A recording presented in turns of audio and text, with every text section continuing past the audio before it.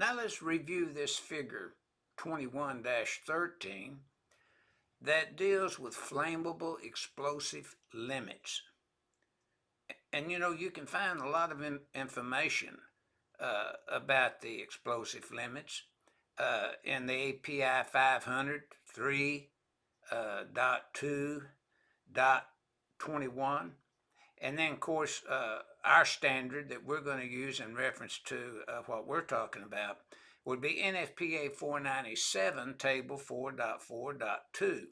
Now, look at acetylene here in Group A.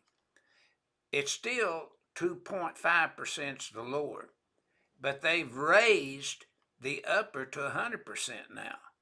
Although there's another table that listed at 81%, but pretty well now it's all been raised up to 100%. You say, well, why do you leave the 81%? Because you might get into that on certain types. So it's left there, but I am going to change this 81% to 100% here. Then the rest of this is right. If you get into hydrogen, 4.0, 75%, you're too rich up here. But they're now saying that this 81% for Group A, for this particular one, now they need to raise that on up to 100%. Now, if you got into ethylene, and notice 2.7%, and then it's too rich at 36%. And Group D, gasoline, especially in the oil and gas industry we deal with, 1.3%. And then when you get above that, you're 7.1%. See?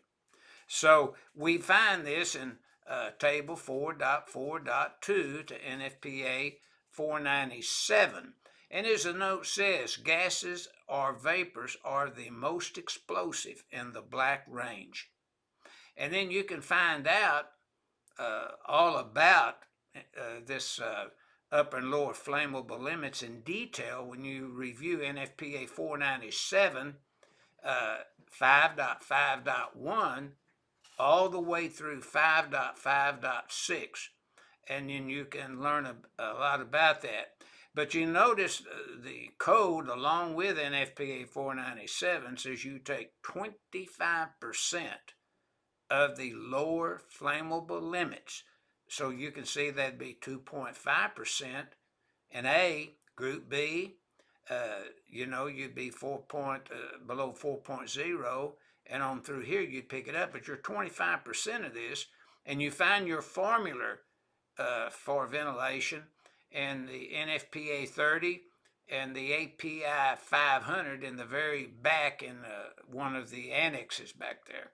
I kind of like the API 500 because it's a more simplified formula there based upon, the dimensions of the room and so forth, and that you put in, you just place that in the formula there, blanks, and it calculates it for you.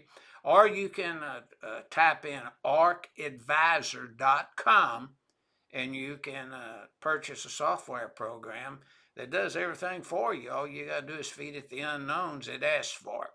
So basically, that's what this figure 21-13 is illustrating to the designer and the installer, using the NEC as a guide to determine if they have a problem, and then they need to pick up a standard. Usually for us, it's NFPA 497 that we use. But if you're in the oil and gas industry, for example, you use the API 500, and that's what this illustration 21-13 is illustrating.